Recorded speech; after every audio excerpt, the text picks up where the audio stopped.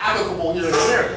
He says, I contend that the debate over the question of self-defense was unnecessary since few people suggested that Negroes should not defend themselves as individuals when attacked. The question was not whether one should use his gun when his home was attacked, but whether it was tactically wise to use a gun while participating in an organized demonstration.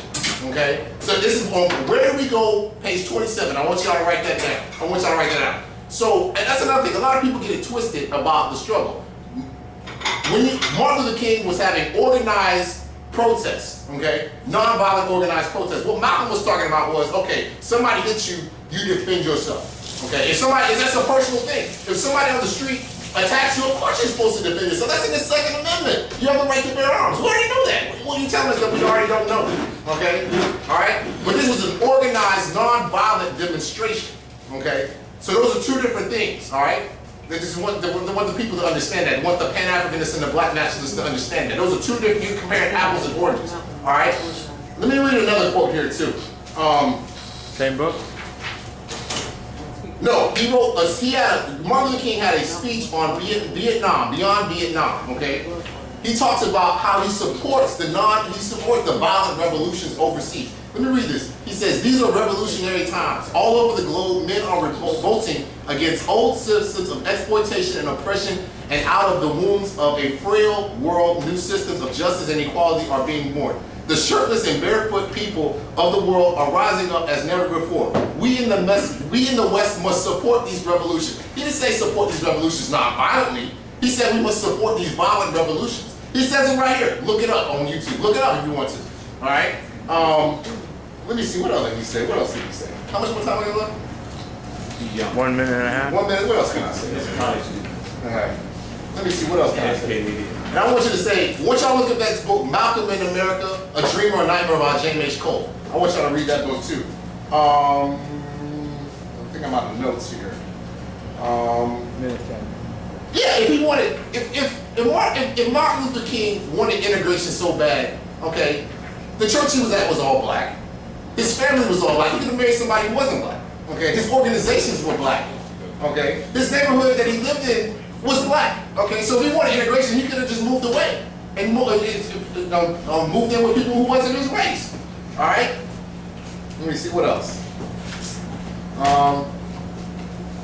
Like I said, again, in closing, I just feel like Martin Luther King is not getting enough respect from the Black nationalist and Pan-Africanist community. And if you do your own research, like someone used to say last year, you will see that he was not he used nonviolence as a strategy, okay, and he was looking for the best interests of our people, okay, and he was no puppet for no puppet master or somebody like that. There's a lot of people say. That's all I gotta say. Thank you.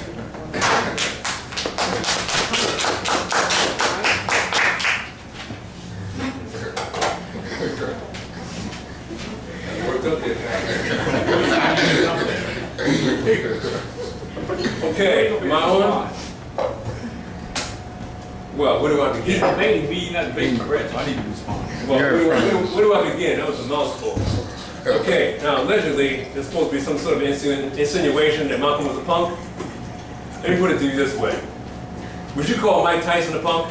Because, you never seen Mike in a fight on the street. But he was a heavyweight champ. He was knocking people out.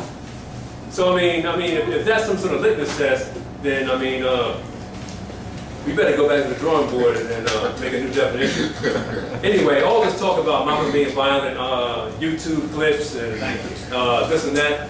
Where have you ever heard, seen, or written, or read anything about him having to say, let's go out and kill white people? Malcolm was too intelligent, too responsible to say anything like that.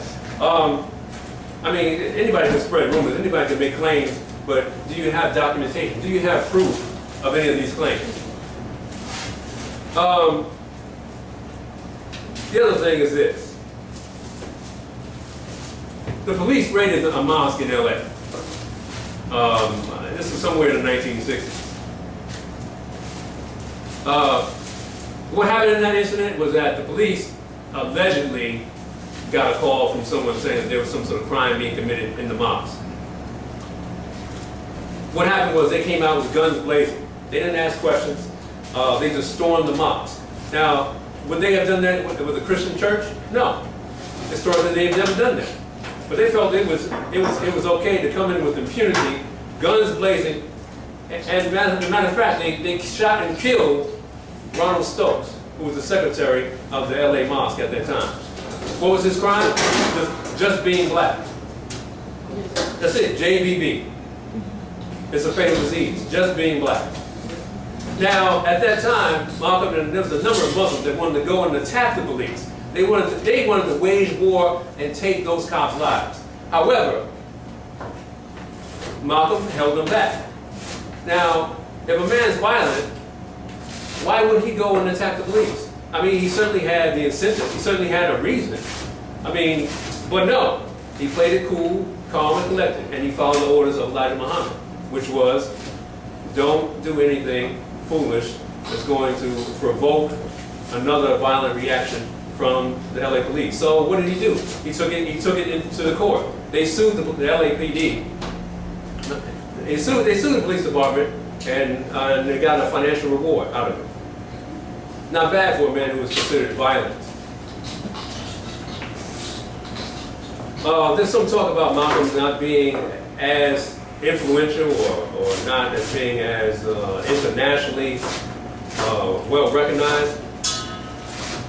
Later on in his life, he actually opened more doors as far as international support from not just black people or people of African descent, but also people of Arab descent, of Asian, East Asian descent. As a matter of fact, he inspired the Black Panthers who came after him when they started to study Mao and started to go and protest on campuses and started to read their rights and legally carry firearms and monitor the police. Now, you wouldn't call them violent because all of them were assassinated, basically by police gunfire, or otherwise character assassinated. So this is the kind of influence that Malcolm has had, because, let's put it, I'm just going to make it plain. He was a man. Okay? He didn't cower. He didn't run away. He wasn't involved in a street fight, but that's not out of cowardice, that's just out of intelligence.